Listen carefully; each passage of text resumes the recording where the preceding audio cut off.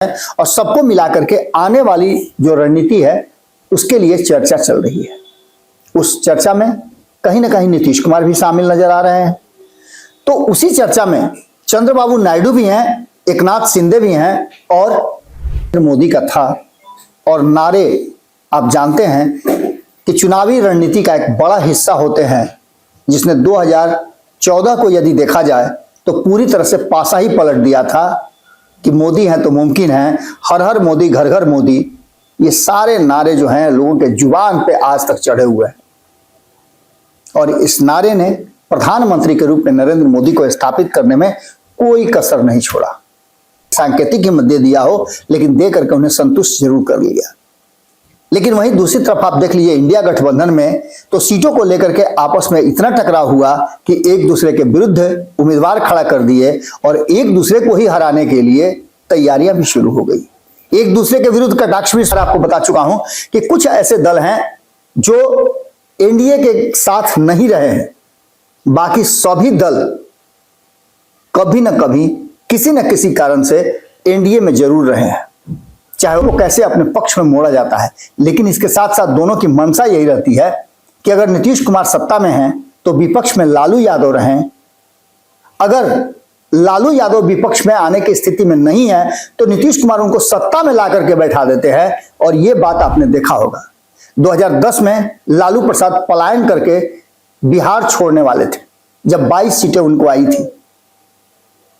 नीतीश कुमार ने अचानक से जीवन दान दे दिया। 2015 सोचता है वो करता है, आपके अपने सपनों का आशियाना।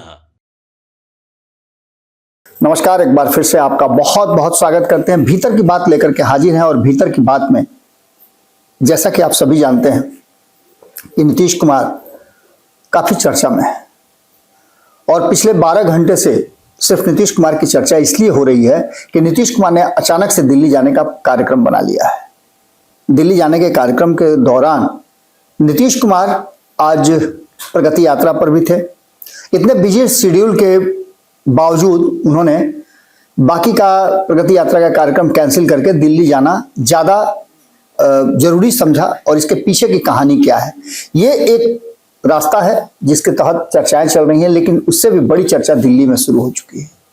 दिल्ली में एक बड़ी चर्चा ये हुई है कि विपक्ष एक मीटिंग किया है और उस मीटिंग के बाद से बहुत सारी बातें निकल करके सामने आई है। इन बातों में जब इंडिया गठबंधन का निर्माण हो रहा था तब क्या हुआ और बाकी की चीजें सभी समाहित हैं और सबको मिलाकर के आने वाली जो रणनीति है उसके लिए चर्चा चल रही है। उस चर्चा में कहीं ना कहीं नीतीश कुमार भी शामिल नजर आ रहे हैं। तो उसी चर्चा में चंद्रबाबू नायडू भी हैं, एकनाथ शिंदे भी हैं और अजीत पवार भी हैं। चिराग पासवान को भी उसमें देखा जा रहा है, तो जीतन राम मांझी भी उसी के हिस्सा है। ये चर्चा है क्या? इस चर्चा में आने से पहले हम आपको बताएं कि एक नारा आपने सुना होगा जो कि 2024 के चुनाव के बाद से खूब सुनने को मिला था।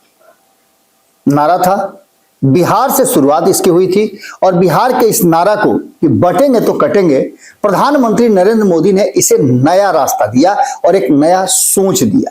इस नारे को बदल करके उन्होंने कहा, एक रहेंगे तो सेफ रहेंगे।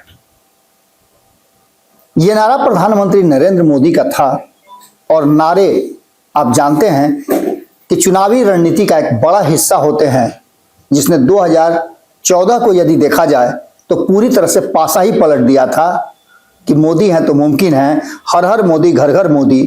ये सारे नारे जो हैं लोगों के जुबान पे आज तक चढ़े हुए हैं और इस नारे ने प्रधानमंत्री के रूप में नरेंद्र मोदी को स्थापित करने में कोई कसर नहीं छोड़ा। अब एक बार फिर से ये नारा, एक रहेंगे तो सेफ रहेंगे, ये नारा मोदी का है, लेकिन इसे एडॉप्ट कर लिया है विपक्ष ने। गैर भाजपाई दलों ने इस नारे को अब मंथन करने के बाद एक जगह ला करके कंपाइल कर दिया है और इस नारे की विशेषता, इस नारे की हकीकत सबको समझा रहे हैं। आखिर इस नारे में है क्या? तो इस नारे में वो संदेश छुपा हुआ है जिस संदेश के कारण अब तक जो है हम बार बार आपको बता रहे हैं, पिछले कई दिनों से हम बता रहे हैं कि 14 महीने में 6-7 माने आधा दर्जन से ज्यादा जो राज्य हैं उस पर भारतीय जनता पार्टी ने फतह प्राप्त किया है और उसके पीछे का कारण था कि एक हैं तो सेफ हैं। और ये काम एनडीए गठबंधन बड़ी बारीकी से कर ले रही है, लेकिन इंडिया गठबंधन नहीं कर पा रही है। भले ही सांकेतिक रूप से ही हो, झारखंड में और दिल्ली में भारतीय जनता पार्टी के सहयोगियों ने उनसे सीट मांगा तो देने में कोई कोताही नहीं की। भले ही एक सीट सांकेतिक ही दे दिया हो, लेकिन दे करके उन्हें संतुष्ट जरूर कर लिया।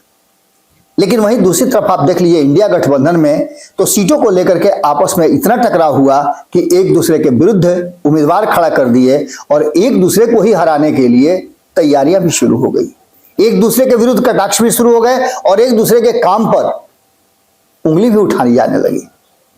ये कैसा गठबंधन था, कैसा एक है तो सेफ है वाली नीति थी, जिसको समझ नहीं पाई थी इंडिया गठबंधन। इसकी शुरुआत कब से होती है? तो इसकी शुरुआत होती है जब नीतीश कुमार को जिम्मेवारी दी गई लालू प्रसाद के द्वारा। कांग्रेस ने उस पर अपना कॉन्सेंट दिया और बाकी के राज्यों में घूम घूम करके जब नीतीश कुमार गैर भाजपाई दलों को एक साथ जोड़ रहे थे, ये काम किसी से नहीं हो पाया था और नीतीश कुमार ने इस काम को करके अंजाम में तक लाया।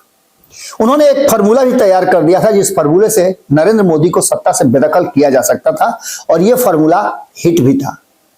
2024 के चुनाव में भले ही नीतीश कुमार नहीं रहे हों इंडिया गठबंधन में, लेकिन इस फार्मूले ने अपना काम कर दिया था। नरेंद्र मोदी को 272 का जो आंकड़ा, मैजिक आंकड़ा था, उससे पहुंचने नहीं दिया नीतीश के इसी फार्मूले ने। उत्तर प्रदेश, पश्चिम बंगाल, बिहार, झारखंड, महाराष्ट्र, इन सभी राज्यों में आपने देखा कि परिणाम जिस तरह से नीतीश कुमार चाहते थे उस तरह से ही आए। थोड़ी बहुत 19-20 जरूर हुई। बिहार में भारतीय जनता पार्टी मात्र 12 सीट पर आकर के टिक गई। यह नीतीश कुमार का ही फंडा था, जिसका दंश भारतीय जनता पार्टी को झेलना पड़ा। और यह बात तब समझ में आई जब लगातार कई राज्यों में कांग्रेस की और आम आदमी पार्टी की सरकारें तहस नहस हो गई। इसकी शुरुआत पहले से ही हो गई थी। हरियाणा में आपको याद होगा कि जब इंडिया गठबंधन चुनावी मैदान में उतर रहा था तो वहां भी कहीं ना कहीं टकराव हो गया और आम आदमी पार्टी ने विद्रोह कर दिया। उस विद्रोह का नतीजा क्या हुआ सबको पता है। विद्रोह का नतीजा यह हुआ कि बेहतर परिणाम देने के बाद हरियाणा की अगर बात करें हम, तो 90 सीटों वाले इस विधानसभा में जो 46 सीट प्राप्त करनी थी, उसमें भारतीय जनता पार्टी को 48 सीटें मिली और हैट्रिक करने में सफल हो पाई। ऐसी स्थिति में आप देख लीजिए कि वोटों का अंतर यदि आप देखिएगा तो बहुत नॉमिनल है। और इसी जगह पर कांग्रेस को 37 सीटें मिली। 37 सीटों में जो बाकी की चीजें नजर आ रही हैं, उसमें आम आदमी पार्टी ने कितना वोट काटा, ये सारी जो चीजें हैं, सारे आंकड़े जो हैं वो सामने नजर आ रहे हैं। इसमें साफ साफ नजर आ रहा है कि कहीं ना कहीं आम आदमी पार्टी ने जो वोट काटे उसी से हार हुई है। 39.94% वोट लेकर के 48 सीटें प्राप्त करती है भारतीय जनता पार्टी।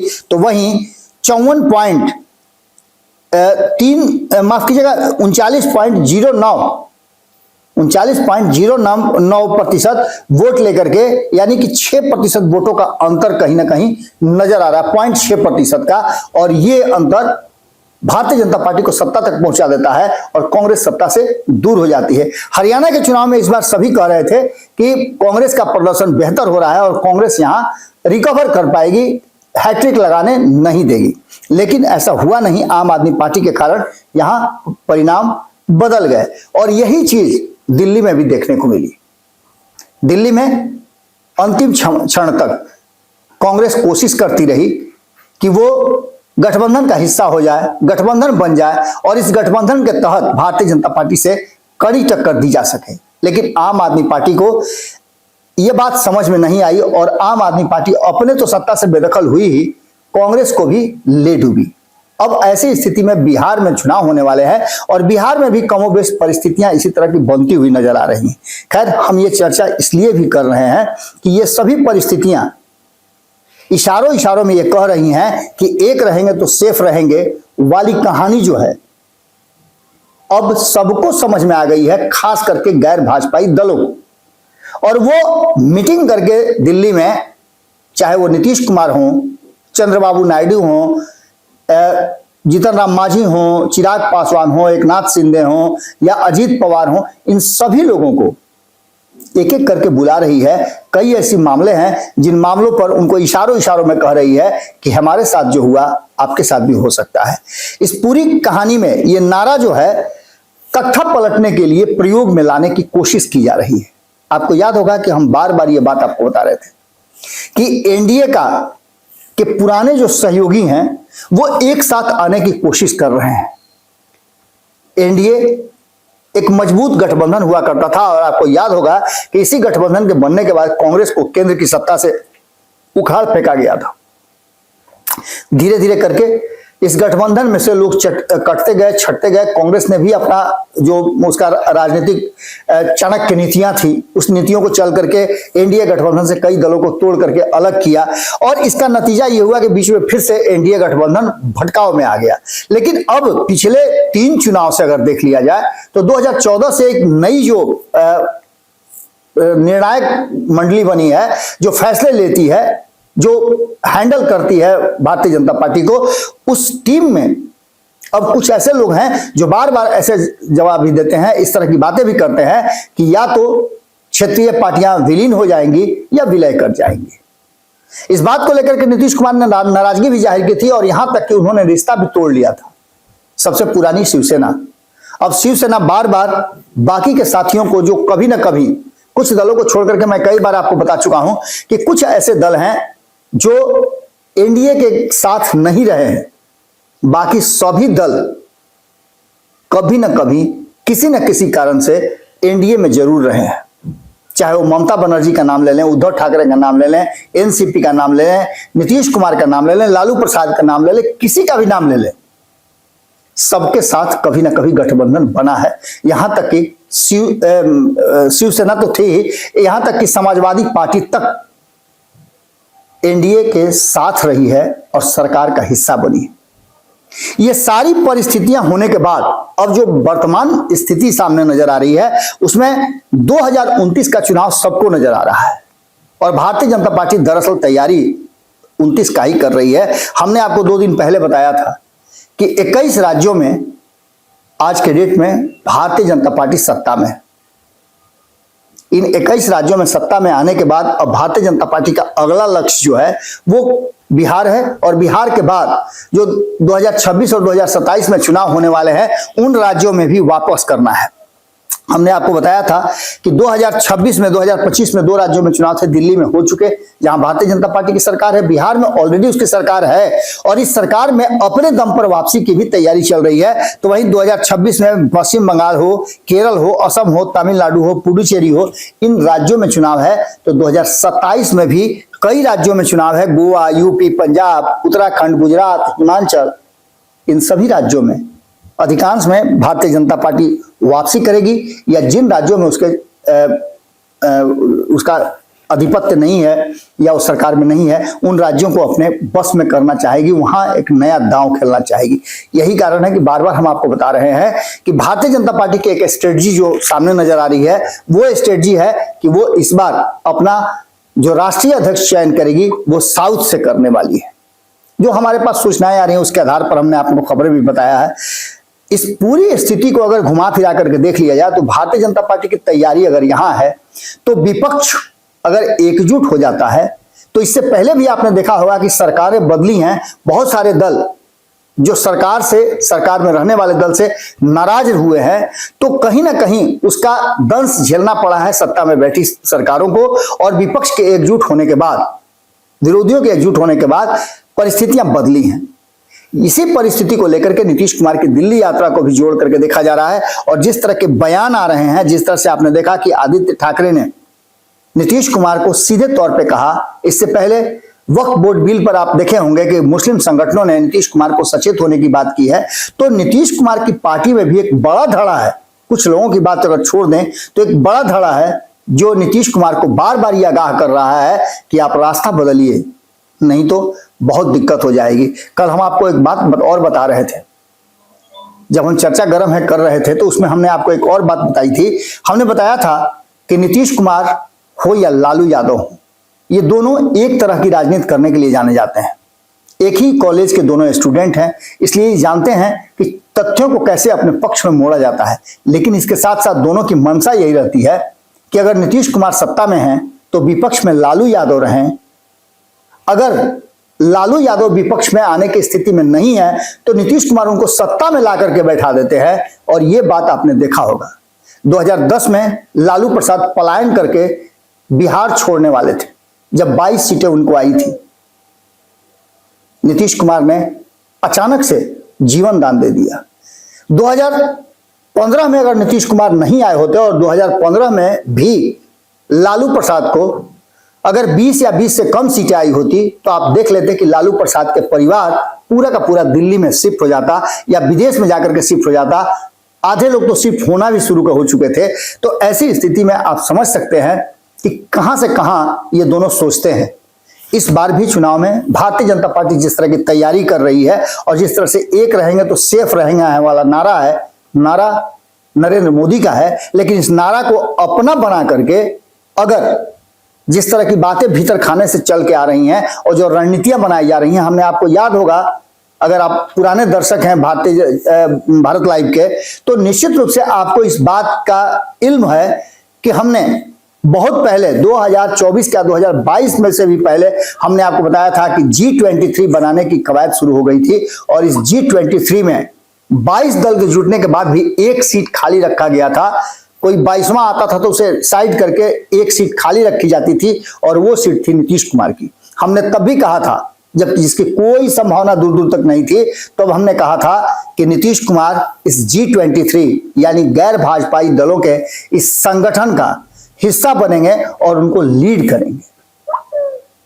यह तो दुर्भाग्य है इंडिया गठबंधन का कि नीतीश कुमार को मौका नहीं मिला, नीतीश कुमार के हाथ में कमान नहीं दिया गया, नहीं तो आज देश में एक अलग तरह की राजनीतिक परिस्थिति देखने को मिलती। खैर, इन सारी बातों को लेकर के देर आए दुरुस्त आए वाली बात है और इस नारा को लेकर के सब जो भी भारतीय जनता पार्टी के साथ कभी एनडीए का हिस्सा रहे हैं उन सभी लोगों को और भारतीय जनता पार्टी के विरोधियों को एक जगह जुटाने की एक बार फिर से कवायद शुरू हो गई है। और इसमें यह कहा जा रहा है, नीतीश कुमार को यह समझाने की कोशिश की जा रही है कि हमारे लिए तो बड़ा मुश्किल था, लेकिन फिर भी भारतीय जनता पार्टी ने हमारी पार्टी तोड़ दी, हमारे हमसे सत्ता छीन लिया।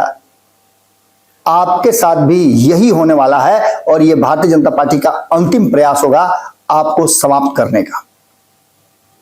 ऐसी स्थिति में 2029 से पहले अगर भारतीय जनता पार्टी के सामने एक मजबूत विपक्ष नहीं आया तो 2029 में राज्यों के साथ साथ केंद्र की सत्ता से भी विपक्ष का, क्षेत्रीय दलों का पूरी तरह से सफाया हो जाएगा। ये क्षेत्रीय दल सबसे पहले कांग्रेस को खाए।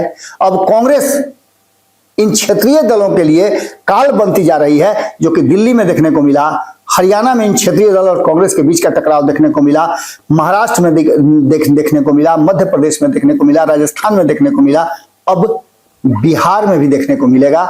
और बिहार में ऐसा होता है तो एक बात आप मान के चलिएगा कि भारतीय जनता पार्टी के लिए सबसे बेहतर और सुखद स्थिति उत्पन्न होने वाली है। नीतीश कुमार क्या फैसला लेंगे ये देखने वाली बात होगी, लेकिन एनडीए के पुराने सहयोगियों को एक जगह लाने की जो कवायद चल रही है और ये सब रेडी अगर हो जाते हैं, जिसमें नीतीश कुमार का भी नाम आ रहा है, तो निश्चित रूप से इस देश में एक अलग तरह की धारा वाली राजनीति देखने को मिल सकती है। जुड़े रहिएगा भारत लाइव के साथ, बाकी की खबरें बदस्तूर भारत लाइव पर जारी रहेंगी। बहुत बहुत धन्यवाद। अगर आपको ये विश्लेषण अच्छा लगा तो कमेंट बॉक्स में अपनी राय जरूर दीजिएगा। नमस्कार। आपके सपनों को हमने सजाया है, ई होम्स पैनोरामा को हमने बनाया है। ई होम्स मेरा एक सपना था जिस पे मैं पिछले 4 साल से काम कर रहा था। हमने जो बनाया है वो सबने है माना। ई होम्स पैनोरामा में हो आपका भी आशियाना। और फाइनली हमने 2021 में इस प्रोजेक्ट को लॉन्च किया। बहुत लोग अप्रिशिएट कर रहे हैं कि पूर्णिया जैसे शहर में, बिहार के, एक तो बिहार की बात करें उसमें भी पूर्णिया जैसे छोटे जगह में इस तरह का लाइफस्टाइल देना, ये सुन के हम लोगों को बहुत अच्छा लगता है। ई होम्स में हमने कुछ और भी किया है, जैसे हम जिस जगह में रह रहे हैं हमारे फैमिली सिक्योर हो, उनको सिक्योरिटी का ध्यान में रखा है। आपकी सुविधा और सुरक्षा आपके लिए खास है। ये आपका विश्वास है। इसमें आर्टिफिशियल इंटेलिजेंस का 7 लेयर सिक्योरिटी का हमने इस्तेमाल किया है। लस ग्रीन कैंपस को बनाया है। यदि हमारा बाउंड्री वाल है तो वो वर्टिकल गार्डन है। ये जितनी भी फैसिलिटी होता है एक इंटरनेशनल टाउनशिप में ई होम्स है, ये हम लोग विश्वास नहीं कर पा रहे हैं। जो भी हमारे मित्र दोस्त या जो भी हमारे बाहर के बाहर आते हैं तो हम लोगों को बहुत अच्छा सुनने को मिलता है और बहुत अच्छा क्रेडिट मिल रहा है। वो सारा हमने सिर्फ एक बिल्डिंग नहीं बनाया, हमें एक बहुत अच्छा लाइफस्टाइल दिया ई होम्स में, और मेरा एक सपना था जिसको मैं आज फुलफिल होते हुए देख पा रहा हूँ। ये आपका आवास है। ई होम्स पैनोरामा में अब आपका निवास है। E Homes Panorama, luxurious lifestyle redefined. Panorama Group, जो सोचता है वो करता है। अगर ये वीडियो पसंद आई और वह बिहार के राजनीति और बिहारियत से सरोकार रखेनी तो सब्सक्राइब बटन दबा के चैनल के सब्सक्राइब कर ली। ओजे एगो घंटी बा, ओकरा बटन दबा देला से कुल सटीक और मारक खबर रुआ मुफ्त में मिल जाई। अगर रुआ पत्रकारिता के हमनी के नया प्रयोग में सहयोग कर चाहतानी तो ज्वाइन बटन दबा दी। पेटीएम नंबर नोट कर ली 9386816700।